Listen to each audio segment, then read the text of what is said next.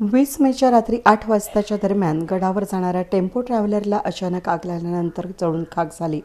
बस गडावर जात असताना बसमधून धूर येऊ लागल्यानं चालकानं प्रसंगावधान राखून बस थांबवत बसमधील प्रवाशांना सुखरूप खाली उतरवल्यानं मोठा अनर्थ टळला।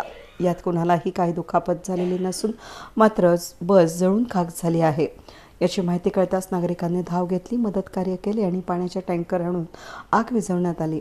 सप्तशृंगी गडावरील नागरिकांनी तातडीनं धाव घेत आग विझवण्यात आली। उष्णता अधिक असल्याने आणि गाडीतील वायरच्या बिघाडानं बस जळाली असून टेम्पो ट्रॅव्हलर प्रकारातील हे वाहन होतं। प्रवासी सुखरूप बचावले असून आपत्ती व्यवस्थापन पथक, ट्रस्ट, रोपवे कर्मचारी आणि स्थानिक ग्रामस्थांच्या सतर्कतेनं हा अनर्थ टळला। 2 चालक, 10 महिला, 9 पुरुष असे एकूण 21 प्रवासी या वाहनामध्ये होते। वेद न्यूजसाठी प्रतिनिधी सागर मोर, वणी।